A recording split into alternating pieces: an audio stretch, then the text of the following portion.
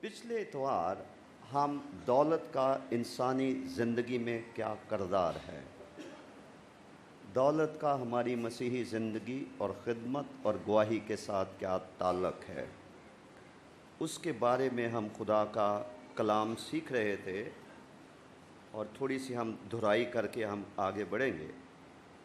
متی کی معرفت لکھی گئی انجیل کے 6 باب کی 24ویں آیت سے ہم نے یہ سیکھا کہ تم خدا اور دولت دونوں کی خدمت نہیں کر سکتے، اور ایک طرح سے دولت کو خدا کے مقابلے میں آقا اور مالک کے طور پر اس آیت میں بیان کیا گیا ہے۔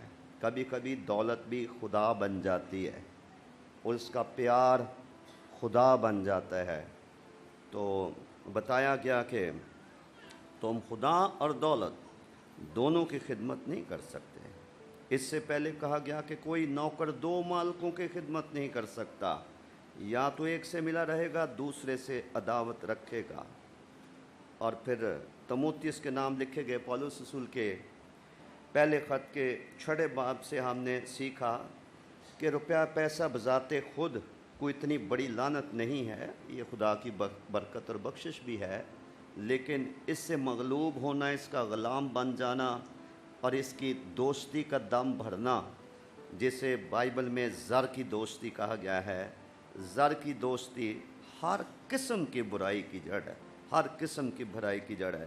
اس لیے عبرانیوں کے خط کے 13ویں باب کی 15ویں آیت میں مسیحوں کو یہ کہا گیا، خدا پرستی کا اقرار کرنے والوں کو یہ کہا گیا کہ وہ زر کی دوستی سے خالی رہیں۔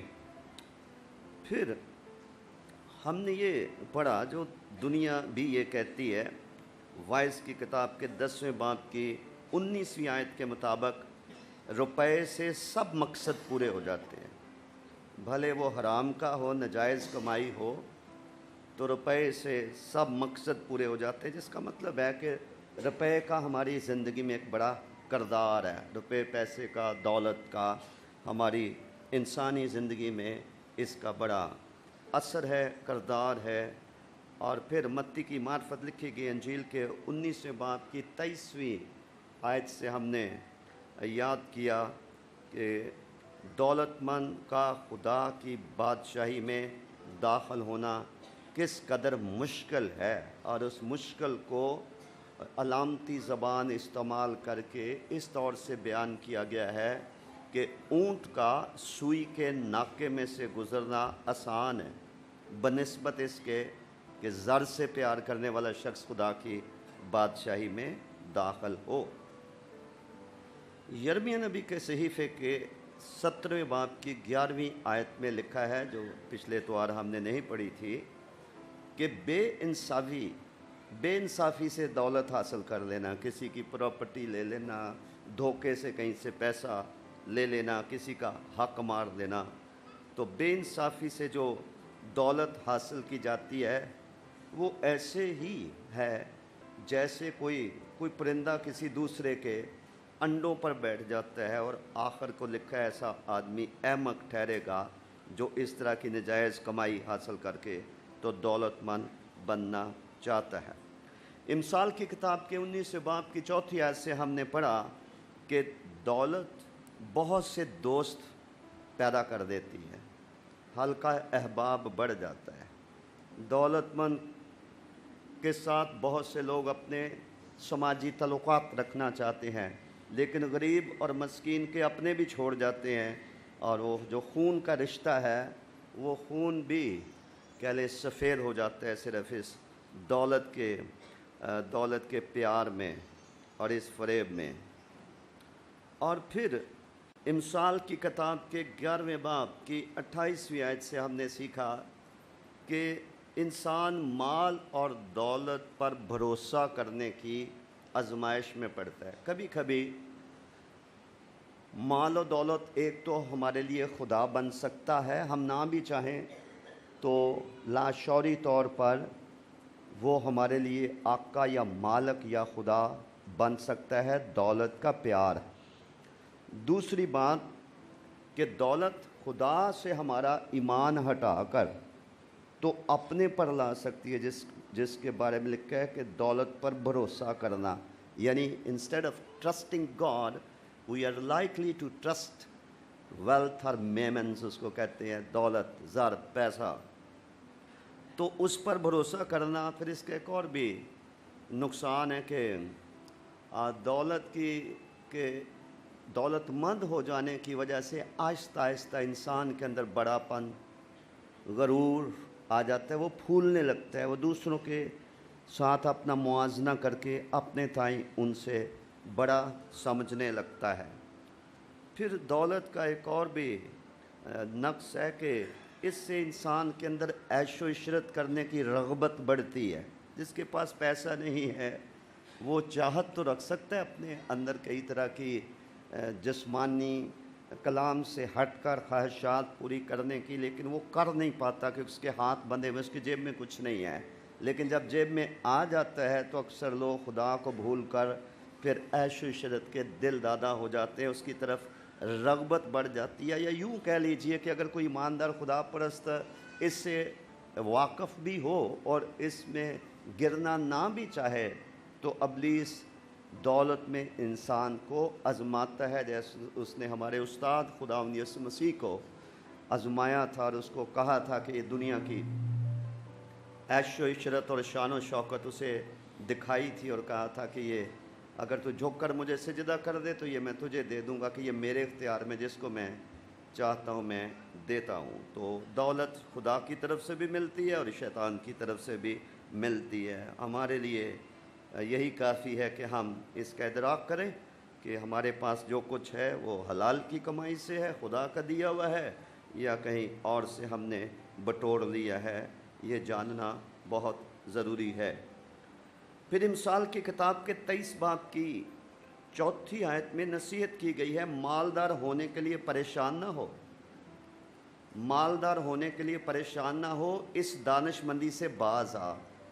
क्यों बाज आ? इसलिए कि तीमुथियुस को ख़त लिखते हुए बुज़ुर्ग पौलुस रसूल ने यह कहा था कि ज़र की दोस्ती, ज़र नहीं ज़र की दोस्ती तमाम बुराइयों की जड़ में, और बहुतों ने इसकी आरज़ू में, इसकी ख्वाहिश में, चाहने में कि मैं भी दौलतमंद हो जाऊं, बहुतों ने अपने आप को तरह तरह के गमों से अपने दिलों को छलनी कर लिया है और कई तरह की बेहुदा और नुकसान पहुंचाने वाली ख्वाहिशात में फंस कर तो बहुत सारे लोग खुदा से दूर हो गए हैं। दौलत के बारे में बहुत कुछ मसीह ने कहा है, कलाम में हमें मिलता है। ख़ास तौर पर 4 ऐसे अहम मौक़े हैं जहाँ पर असूली ठोस बुनियादी बातें दौलत के बारे में सिखाई गई हैं। मिसाल के तौर पर लूका की मार्फत लिखी गई अंजील के 16वें बाब में लाजर और अमीर आदमी की मौत और मौत के बाद क्या होता है उसका ज़िक्र हमें मिलता है। और आप जानते हैं कि किस तरह से ये दौलतमंद जब मुआ और ये दूसरी दुनिया में अजाब में मुब्तला हुआ, तड़पता रहा, और लाजर जो इतना दौलतमंद नहीं था, गरीब आदमी था, वो अब्राहम की गोद में इज़्ज़त की जगह पहुंचाया गया।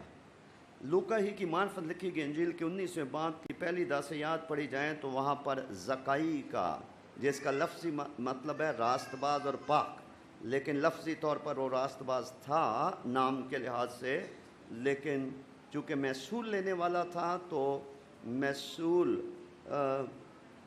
जो उसके लिए मुकर्रर था उससे ज़्यादा लेने की वजह से वो नाजायज़ कमाई से दौलतमंद हुआ था और वो यस्सु को देखना चाहता था। और फिर जब खुदावंद यीशु मसीह की मुलाकात उसके साथ हो गई तो खुदावंद यीशु मसीह ने कहा कि आज इस घर में निजात आई है। जब उसने साबित किया कि अब उसके अंदर दौलत का प्यार नहीं है, क्योंकि उसने कहा कि मैंने जिसका नाहक लिया है मैं उसे चौगुना अदा करता हूँ और मैं अपना आधा माल वैसे भी मैं गरीबों को देता हूँ। तो उसने साबित कर दिया कि अब खुदावंद यीशु और उसकी तालीमात को कबूल करने के सिलसिले में वो 2 मालकों की खिदमत नहीं कर सकता, दौलत का प्यार छोड़ना पड़ेगा और साबित करना पड़ेगा। और उसने जो ही किया ऐसा मसीह ने कहा आज इस घर में नजात आई है। मत्ती की इंजील के 19वें बाब में एक यहूदी नौजवान जो बड़ा मजहबी था, रोज़ेदार था, नमाज का पाबंद था, शरीयत पर बहुत तकिया करता था, اور وہ مسیح کے پاس آتا ہے اور وہ اسے کہتے ہیں کہ نیک استاد میں کیا کروں کہ میں ہمیشہ کی زندگی پاؤں. تو انہوں نے اسے کہا تھا کہ تو حکموں پر عمل کر.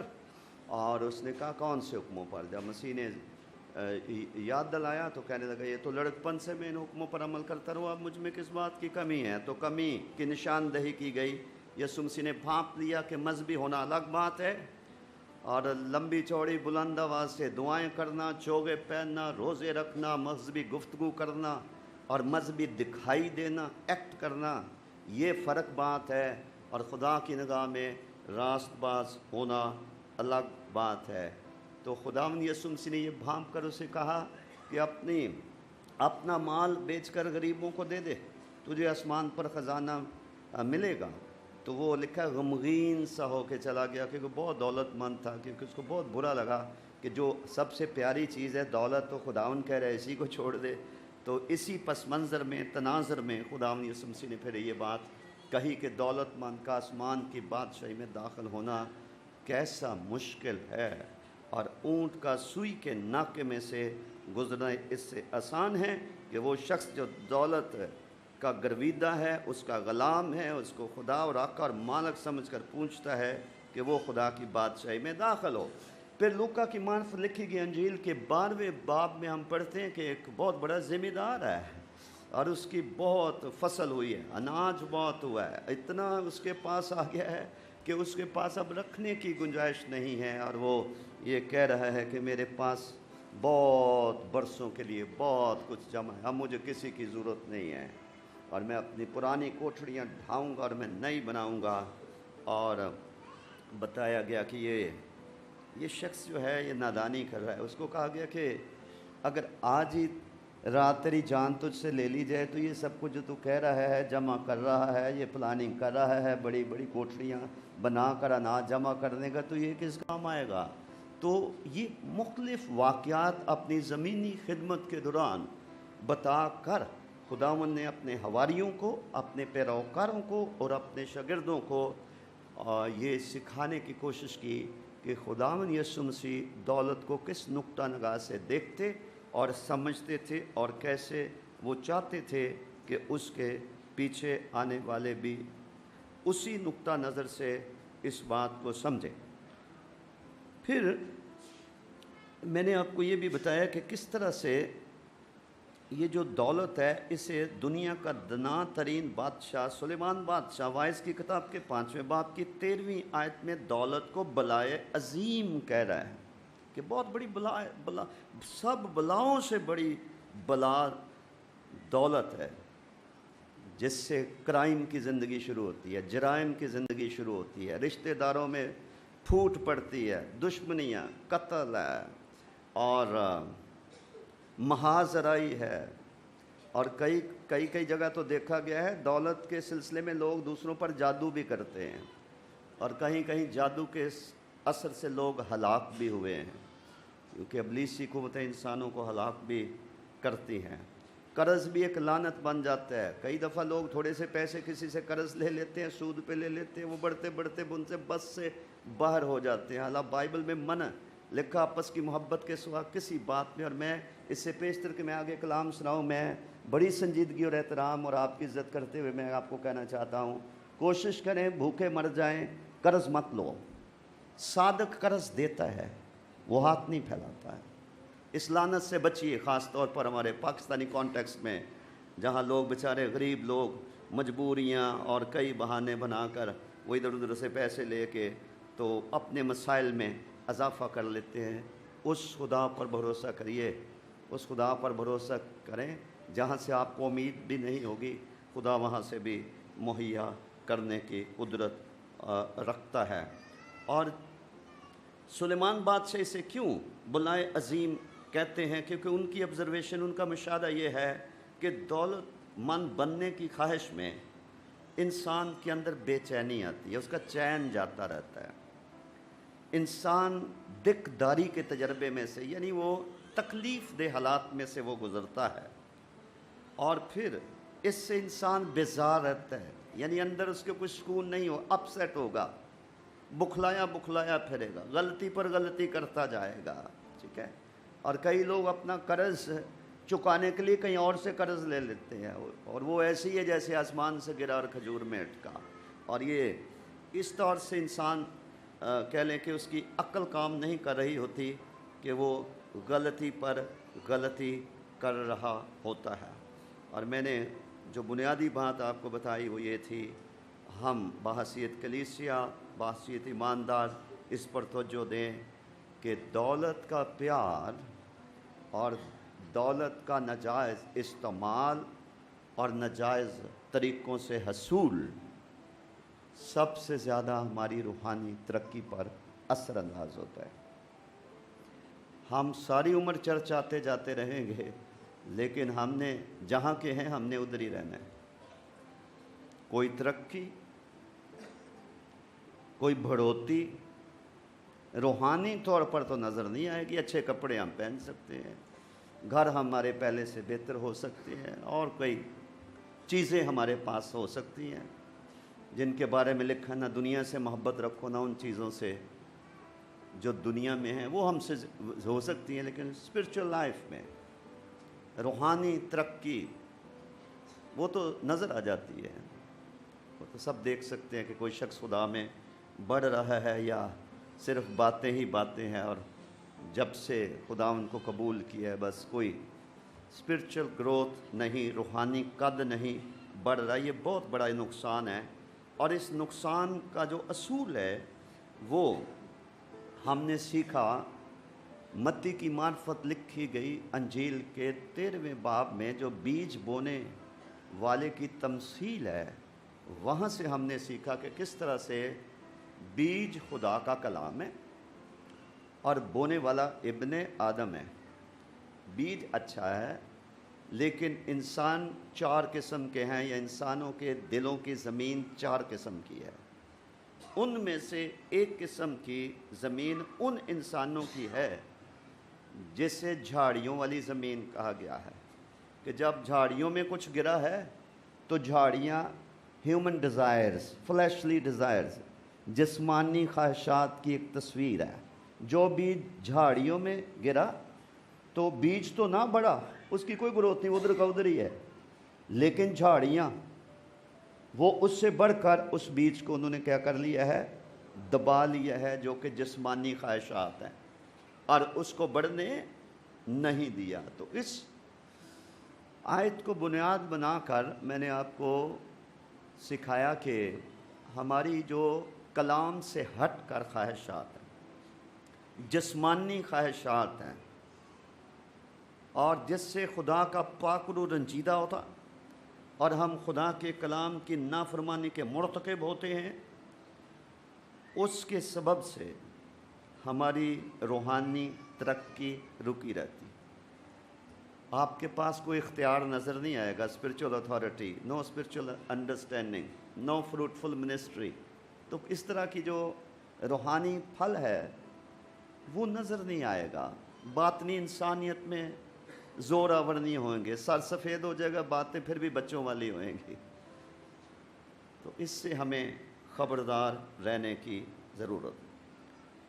اسی متی کی انجیل کے 13ویں باب کی 22ویں آیت میں لکھا ہے، دولت کا فریب کلام کو کیا کرتا ہے، دبا دیتا ہے۔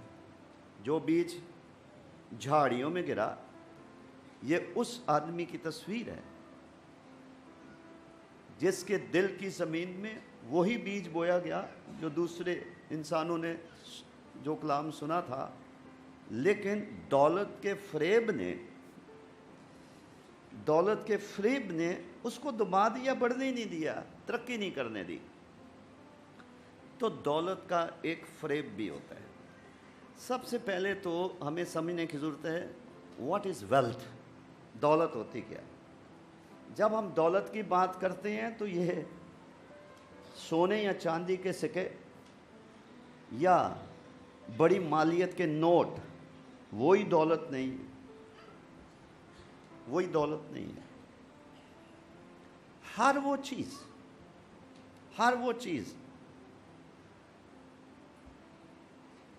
جس کو ہم قابل قدر سمجھتے ہیں، اس کی کوئی ویلیو ہے۔ Anything we put value on it, that is wealth. کچھ بھی ہو سکتا ہے، کوئی بھی ایسی چیز یا شخص یا جگہ جو ہماری نظر میں قیمتی ہے، اس کی کوئی ویلیو ہے، اس کی کوئی قدر ہے. وہ بچے ہو سکتے ہیں، وہ کوئی ڈگری ہو سکتی ہے، وہ کوئی بڑا اپنا خاندانی غرور ہو سکتا ہے کہ ہم اس خاندان سے ہیں. کئی لوگوں کو ذاتوں پر بڑا فخر ہوتا ہے، ہماری ذات یہ ہے. کوئی پراپرٹی ہو سکتی ہے، کوئی شخص ہو سکتا ہے جو خدا سے بڑھ کر ہماری زندگی میں جگہ لیتا جا رہا ہو. بزنس ہو سکتا ہے، لکھا ہے دنیا کا کاروبار کرنے والے دنیا ہی کے نہ ہو کے رہ جائیں، نہ کہیں عبادت میں جائیں، اور جائیں بھی تو یہاں تو موبائل. کئی لوگ ہیں موبائل کے بغیر عبادت میں نہیں بیٹھ سکتے. یہ بھی حیرت کی بات ہے. جب آپ خدا کے گھر میں آتے ہیں، ہمارا دل دماغ خدا کی طرف ہونا چاہیے.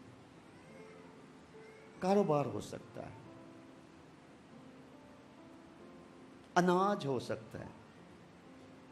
بہت برسوں کے لیے میرے پاس اناج ہے، میں اپنی پرانی کوٹھڑیاں ڈھاؤں گا.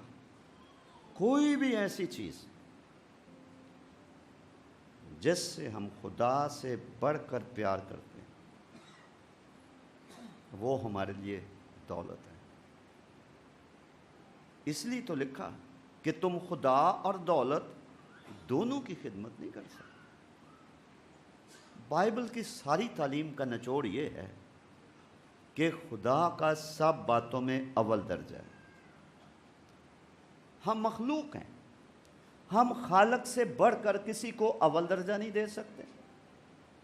ہم خالق سے بڑھ کر کسی چیز، جگہ یا شخص کو مقدم نہیں جان سکتے، پیار نہیں کر سکتے، کیونکہ سب باتوں میں خدا کا، خالق خدا جو رازق ہے، مالک ہے، پروردگار ہے، جس کے ہاتھ میں جزا اور سزا ہے، اس کا درجہ سب باتوں میں اول ہے.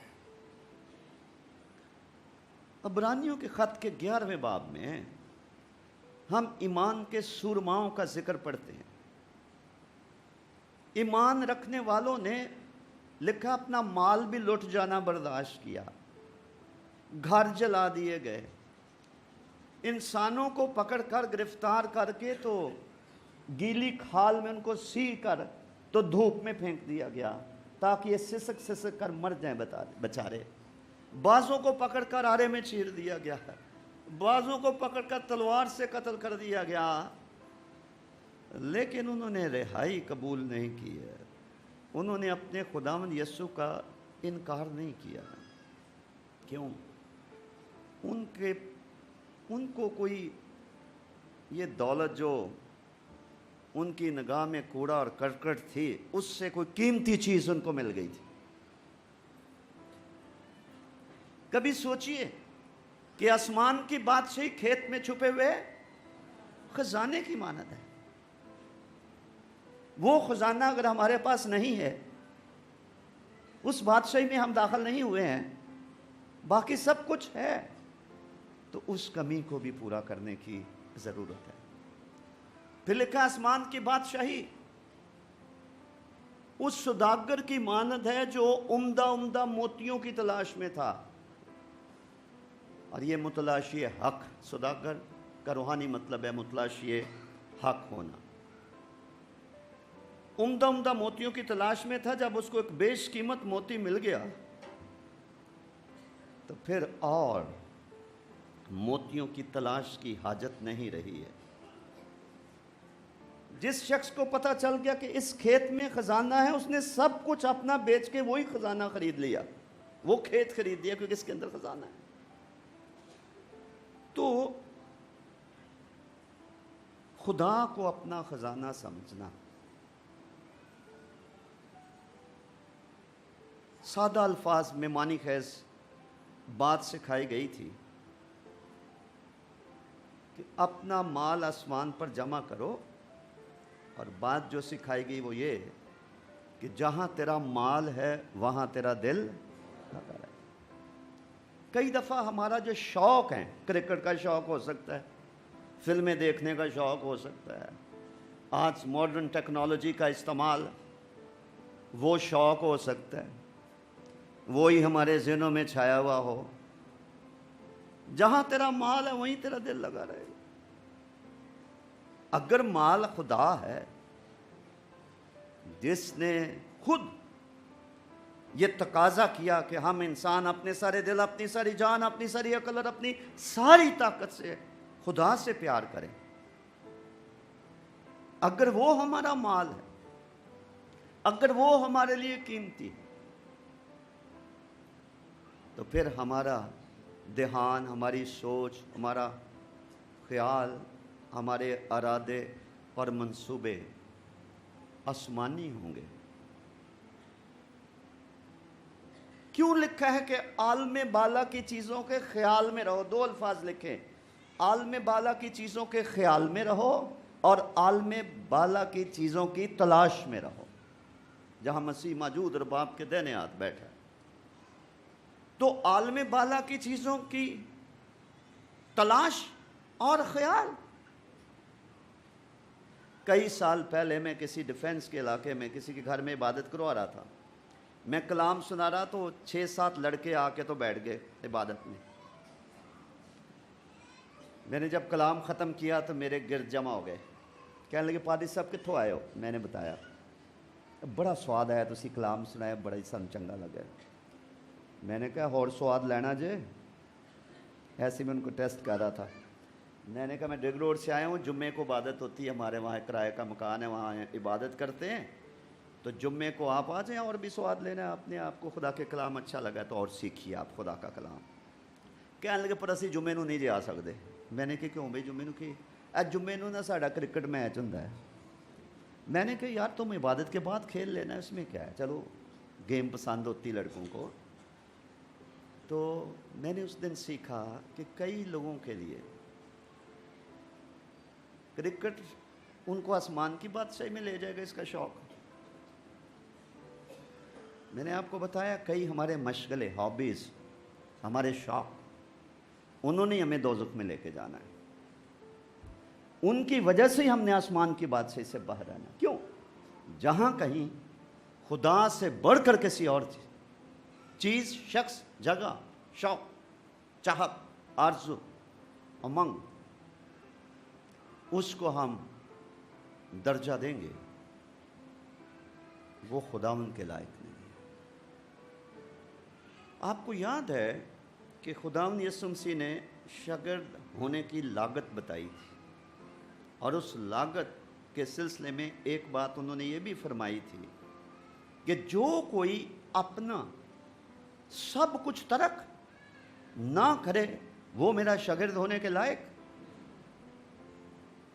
کبھی آپ نے فلپیوں کے خط میں پڑھا پولس رسول کی زبانی کہ جتنی چیزیں میرے لیے نفع کی تھیں دنیاوی طور پر وہ بڑے فائدہ مند ہے، لیکن روحانیت کا ستیاناش کر سکتی ہیں، میں ان کو کوڑا کرکٹ اور اپنی روحانیت کے لیے نقصان دہ سمجھتا ہوں تاکہ مسیح کو حاصل کروں اور مسیح میں پایا جاؤں۔ وہ کوڑے میں ہی خوراک تلاش کرتے رہتے ہیں۔ پولس رسول دنیاوی چیزوں کو جو روحانیت کو زنگ آلودہ کر دیتی ہیں، گھن کی طرح کھا جاتی ہیں، کئی لوگ ان کے سلسلے میں بھی اپنا آرام برباد اور اپنی محنت برباد، سائے کے پیچھے بھاگتے رہنا۔ یسوع نبی کے صحیفے میں لکھا ہے کہ تم کیوں وہ چیز کھاتے ہو جو روٹی نہیں؟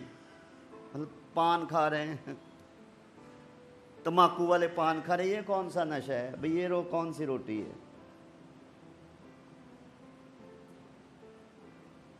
مسیح نے کہا تھا میں زندگی کی روٹی ہوں۔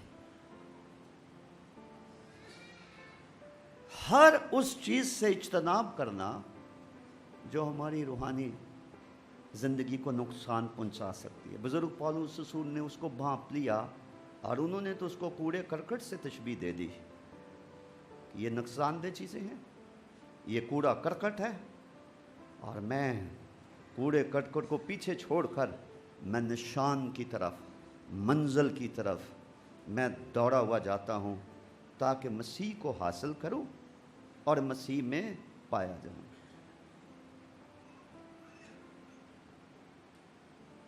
یہودا اسکریوتی کتنا بڑا اعزاز تھا کرسچن ہسٹری میں کسی شخص کا نام آ جائے کہ یہ بھی مسیح کا حواری تھا، شاگرد تھا، اور مسیح کے انر حلقے میں قریبی ساتھیوں میں اس کا شامل ہو جانا اس کے لیے کتنا بڑا اعزاز تھا۔ آج کبھی کسی بڑے خادم کے زیر سایہ رہ کر کو خدا کی خدمت کرنا سیکھتا ہے تو حلیم لوگ اور تربیت پذیر لوگ وہ اپنے لیے بہت بڑا اعزاز سمجھتے ہیں، لیکن اس کو تو یہ اعزاز تھا کہ یہ استاد اعظم خداوند یسوع مسیح کے زیر سایہ سیکھ رہا تھا، لیکن پیسے کے پیار نے کیا کیا، ایسی بری گواہی کہ آج کوئی بچے اپنے کا نام یہودا اسکریوتی نہیں رکھتا، ایسی بری گواہی اس کے ساتھ منسلک ہے۔ اکن اور اس کا سارا خاندان کیوں برباد ہو گیا؟ اسی گناہ میں۔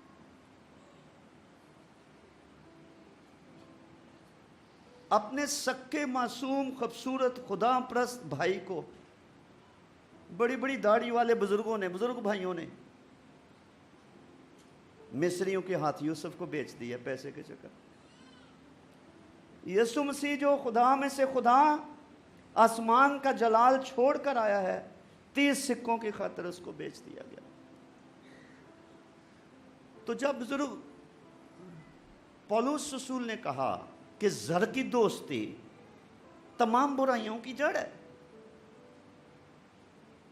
تو آج ہم اس دور میں جی رہے ہیں جہاں ہر پولیٹکس پر روپے پیسے کا اثر ہے، چرچ لائف اور منسٹری پر پیسے روپے کا برا یا اچھا اثر ہے، شادی شدہ زندگی اور ازدواجی زندگی کی تباہ حالی یا اس کی عزت اور توقیر میں روپے پیسے کا بڑا دخل ہے، رشتے ناطے کرنے میں روپے پیسے کا بڑا دخل ہے، دوستیاں پیدا کرنے، برادری، رشتہ داری، ریلیشن شپس میں روپے پیسے کا بڑا دخل ہے۔ گویا انسانی زندگی کے تمام پہلوؤں پر روپے پیسے کا اثر ہے، اور اگر ہم اس کو، اس کے اثرات کو، اس کے نتائج کو خدا کے کلام کے نقطہ نظر سے نہیں دیکھتے تو ہم ایک وقت آئے گا کہ ہم پچھتائیں گے۔ ممکن ہے کہ ہمارا سونا چاندی ہی ہمارے خلاف گواہ بن جائے۔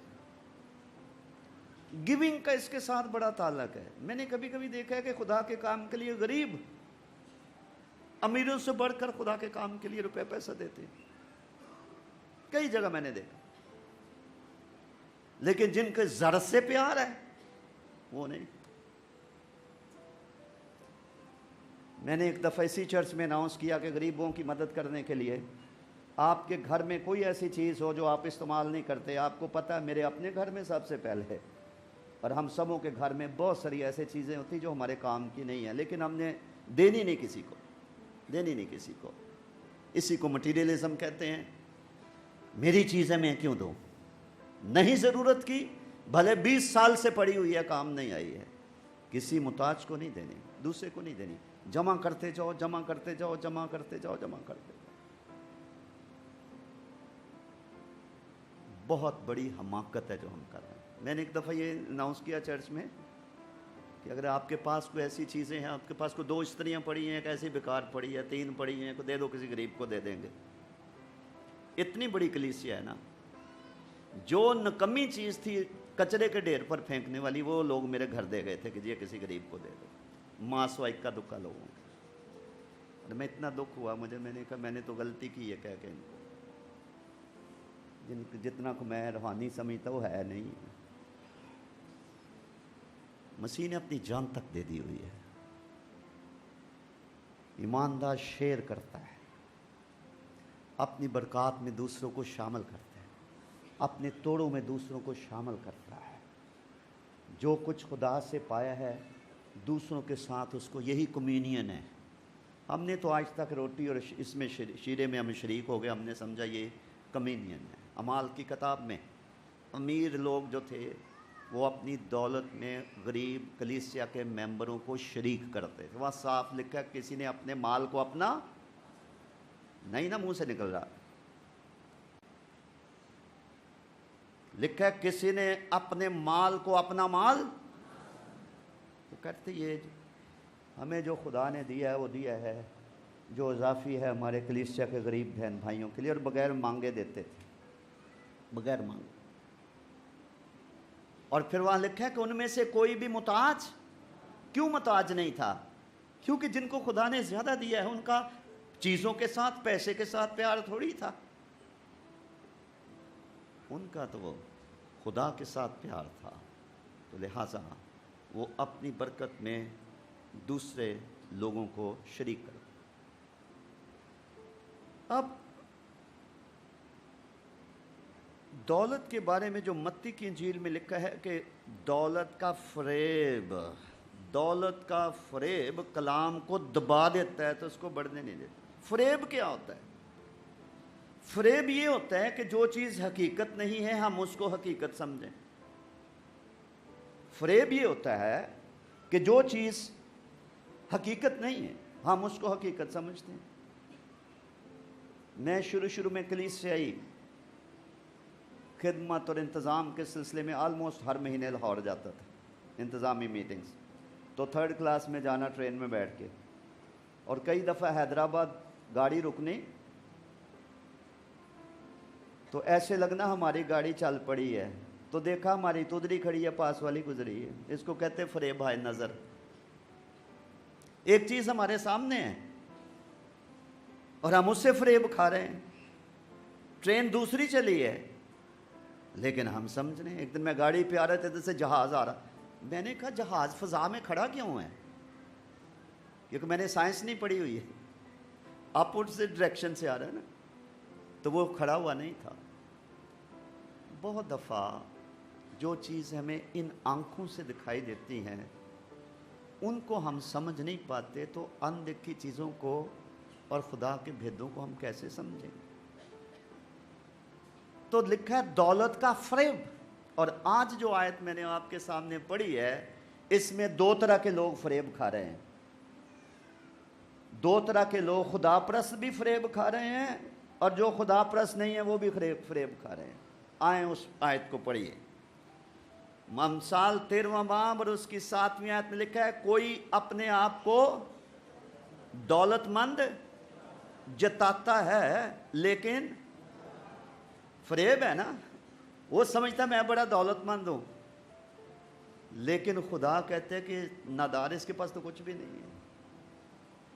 یہ گناہ گار, یہ خدا کی پہچان نہ رکھنے والا شخص, وہ سمجھتا ہے کہ میں بڑا دولت مند ہوں, تو فریب میں مبتلا ہے, دولت مند وہ نہیں ہے. اور اس کو مزید اگر آپ نے سمجھنا ہو تو زبانی بتاتا ہوں, تھوڑا ٹائم بچاتا ہوں. مکاشفہ میں جو لودیکیا کے کلیسیا کو پیغام دیا گیا کہ تو جو کہتا ہے کہ میں دولت مند ہو گیا ہوں اور کسی چیز کا محتاج نہیں, لیکن یہ نہیں جانتا کہ تو اندھا, ننگا, نادار اور کمبخت ہے. میرے سے آگ سے تپایا ہوا سونا, آگے کا لکھا ہے, تاکہ تو دولت مند ہو جائے. اور لودیکیا کی کلیسیا کے جو لوگ تھے وہ اپنے آپ کو ایماندار کہتے تھے, وہ گناہ گار نہیں تھے. لیکن یہ وہی بات ہے, کوئی اپنے آپ کو دولت مند جتاتا ہے. ایسے ہی جیسے لوکا کی انجیل کے 12ویں باب میں جس شخص کے بہت فصل ہوئی تھی تو اس نے کہا تھا کہ میں اپنی کوٹھڑی اڑا دوں گا, اے میری جان خوش رہ, چین کر, کھا پی موج کر, کسی کی تجھے ضرورت نہیں ہے, سب کچھ تیرے پاس ہے اور ایک لمبے عرصے کے لیے تیرے پاس ہے. وہ بھی اپنے آپ کو دولت مند جتاتا تھا, لیکن اسے کہا گیا کہ اے نادان, یہ نادانی کر رہا تو جو کچھ تو کہہ رہا ہے, آج ہی رات تیری جان تجھ سے طلب کر لی جائے گی. تو کوئی اپنے آپ کو دولت مند جتاتا ہے لیکن نادار ہے. اور کوئی اپنے آپ کو کنگال بتاتا ہے، اور اس میں کون ہے؟ اس میں مسیحی لوگ شامل ہیں، ایماندار شامل ہے۔ وہ کہیں گے جی ہمارے پاس تو کچھ بھی نہیں ہے، ہمارے پاس تو کچھ بھی نہیں ہے۔ کوئی اپنے آپ کو کنگال بتاتا ہے پر بڑا مالدار ہے۔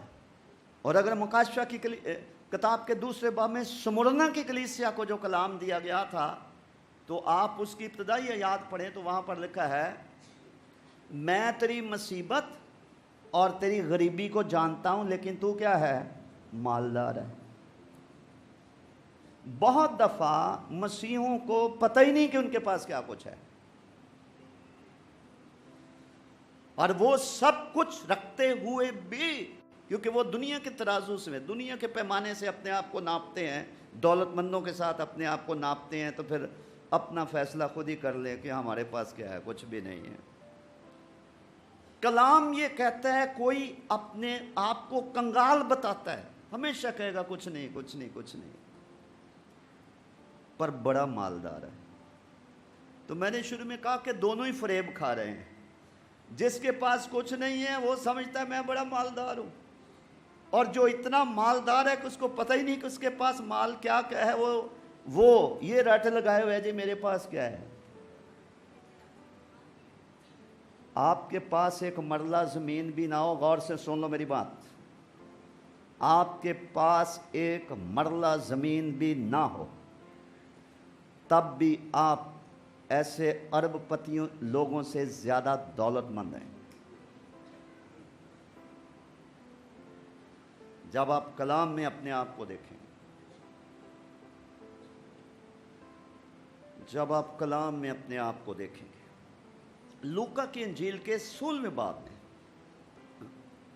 زبانی بتاتا ہوں، لوکا کی انجیل کے 16ویں باب میں بتایا گیا کہ جو تھوڑے میں دیانتدار رہتا ہے وہ بہت میں بھی کیا ہوگا؟ وہ دیانتدار ہوگا۔ تو اگر تم یہ جو فنا ہونے والی ناراست دولت ہے اس میں دیانتدار نہ رہے، تو آگے ایک دولت کا ذکر ہے، اور وہ لکھا ہے حقیقی دولت۔ تو حقیقی دولت تمہارے کون سپرد کرے گا؟ اب کلام مقدس میں سے دو سچائیاں ہمارے سامنے آ گئی ہیں، ایک ہے دولت، ایک ہے بے نہایت دولت، جس کا افسیوں کے خط میں ذکر ہے، اور لوکا کے انجیل کے 16ویں باب میں حقیقی دولت کا ذکر ہے۔ حقیقی دولت کون تمہیں دے گا؟ میں اور آپ چونکہ حقیقی دولت سے اتنے روشناس نہیں ہیں، واقف نہیں ہیں، سمجھ نہیں ہے، ہماری ترجیحات میں نہیں ہے، اور ہم خدا کے نقطہ نظر سے ہم اپنے آپ کو دیکھتے نہیں ہیں، اس لیے سب کچھ رکھتے ہوئے بھی ایماندار کے اندر نہ شکرا پن، اور اس کے ہونٹوں پر یہ اقرار کہ میں غریب ہوں، مسکین ہوں، میرے پاس کچھ بھی نہیں ہے۔ اور یہ کلام پھر ایسے ایماندار پر صادق آتا ہے کہ کوئی اپنے آپ کو کنگال بتاتا ہے پر بڑا مالدار ہے۔ خدا نے چاہا تو کل تو میں کوئٹہ جاؤں گا، میں ایک اتوار چھوڑ کے آؤں گا، اور میری بڑی دلی آرزو ہے کہ میں آپ کو حقیقی دولت بتاؤں۔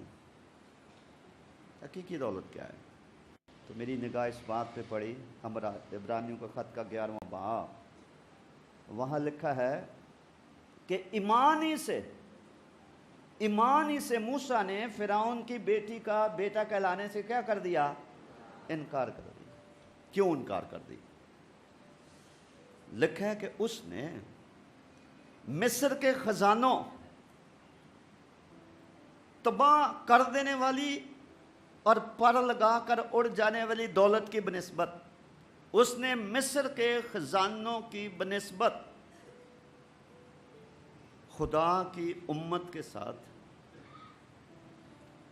مسیح کی خاطر بدسلوکی برداشت کرنا زیادہ پسند کیا، اور اس نے مسیح کے لیے دکھ اٹھانے کو मिस्र के ख़जानों से बड़ी दौलत जानना, इस वजह से उसने इनकार कर दिया। इसका मतलब एक दौलत है, एक इससे भी बड़ी दौलत है, असल दौलत है, हकीकी दौलत है, मिस्र के ख़जानों से बड़ी दौलत है। और चूँकि वो खुदा के ज़हन में है, इसलिए खुदा ये फरमाता है कि कोई अपने आप को कंगाल बताता है, स्मुरना की कलीसिया की तरह, लेकिन बड़ा मालदार है, बड़ा मालदार है।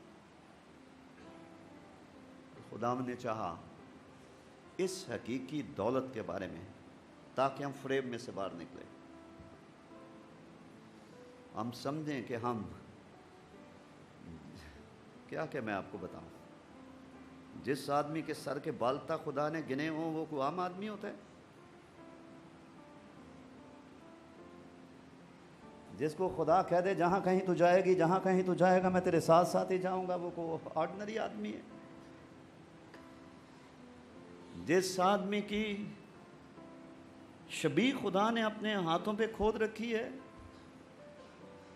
वो कहे मैं बड़ा गरीब, मैं बड़ा मस्कीन हूँ। हाँ, नाराज दौलत हमारी जेब में नहीं है, जितनी ज़रूरत है देता रहेगा, खुदा उससे बढ़ के भी देगा, बढ़ के भी देगा। लेकिन सवाल ये है, मिटने वाली, कायम ना रहने वाली, परिंदों की तरह, चिड़िया की तरह पर लगा कर उड़ जाने वाली दौलत, एक साए की मानद, क्या सारी उम्र हम उसके पीछे भागते रहेंगे? या हम कभी समझने की कोशिश करेंगे कि जब ये कहा गया कि अपना माल आसमान पर जमा करो, तो कैसे हम अपना माल आसमान पे जमा करेंगे? कैसे उसके रिवार्ड में या उसके बदले में हमें आसमान पर ख़जाना मिलेगा? कभी समझने की कोशिश की है ये क्या है, क्या नहीं? क्योंकि हमारी जो लिविंग है वो एक इकोनॉमिक वर्ल्ड में है। आज दुनिया रिश्ते, नाते, बिजनेस और एग्रीमेंट और कई चीज़ें वो मुनाफे को बुनियाद बना कर करते हैं। और दुनिया के लोग नूर के फर्जंदों से बहुत होशियार हैं, अपने कामों में, अपने लेन देन में, अपनी तरजीहात में, अपनी मालूमात में, इंफॉर्मेशन में, इल्म में, हिकमत में, प्लानिंग में, मंसूबा बंदी में। हम ही वो इंसान हैं जो इतनी बड़ी हस्ती के पैरोकार होने के बावजूद भी हम कभी भिखारी बने रहते हैं। जो शख्स रिश्ते में खुदा का बेटा हो, जो शख्स रिश्ते में खुदा की बेटी हो, कितना कीमती वो शख्स होगा।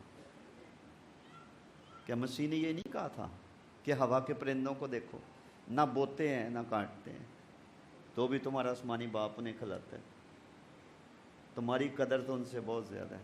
खुदा हमारी कदर करता है, हम अपनी नहीं करते। सेल्फ अंडरस्टैंडिंग, अपने आप को समझिए कि आप कौन हैं, खुदा की निगाह में आप कौन हैं।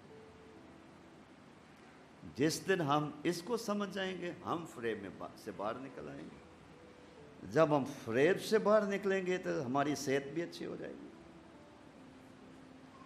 हमारे चेहरे की रंगत भी बदल जाएगी, खुदा का जलाल हमें अपनी लपेट में ले लेगा, हमारे बातनों में खुदा की खुशी, खुदा की तसल्ली, खुदा का सुकून आ जाएगा। इस आजमाइश से हमें बचना है, दौलत के फ्रेब की आजमाइश से हमें बचना है। ये कहीं हमारे दिलों के तख्त पर ना बैठ जाए। ये बड़ी किसी शख्स की बदनसीबी होएगी कि सारी उम्र दौलत के फ्रेब में रहे और एक स्टेज आए कि खुदा के ज़ोर छाती पीटे कि मैंने कहाँ ज़िंदगी गुआ दी है। इसीलिए तो लिखा, अगर आज तुम उसकी आवाज़ सुनो तो अपने दिलों को सख्त ना करो। इसलिए तो लिखा है, कल की बाबत घमंड ना कर। दुआए रबानी जब सिखाई गई तो क्यों ये कहा गया कि खुदा से ये दुआ किया करो कि रोज़ की रोटी हमें आज दे? कुछ साल 6 महीने की रोटियां क्यों नहीं हम मांग लेते, या ये दुआ क्यों नहीं सिखाई थी? उसकी बड़ी वजह यह है कि अगर हम रोज़ की रोटी नहीं मांगते तो हम अपनी डेली लाइफ में खुदा पे डिपेंड करना भूल जाएंगे। हम अपने ऊपर इन्हिसार करने लगेंगे, अपनी दौलत पर, अपनी चीज़ों पर। शायद खुदा की ज़रूरत हमें महसूस ना हो और हम भी उस अमीर आदमी की तरह इसी आजमाइश में पड़ जाएं। आए मेरी जान, खा पी खुश रह, चैन कर, तेरे लिए बहुत बरसों के लिए बहुत कुछ है। क्या ज़रूरत है कोई दुआ करने की, कोई रोज़ा रखने की, कोई खुदा के घर जाने की, कोई दयकी देने की, कोई गुनाह से बाज आने की, कोई खुदा के खौफ में ज़िंदगी बसर करने की, या किसी और इंसान की तुम्हें क्या ज़रूरत है? तू खुद सब कुछ कर सकती है, तू सब कुछ कर सकता है। और ऐसे लोग तबाहाली की तरफ ऐसे ही बढ़ते जा रहे हैं जैसे एक परिंदा जो है वो जाल में गिरफ़्तार होने के लिए तेज़ी से उसकी तरफ उड़ रहा होता है और उसको इल्म ही नहीं होता है कि वो फंदे में फंस रहा है।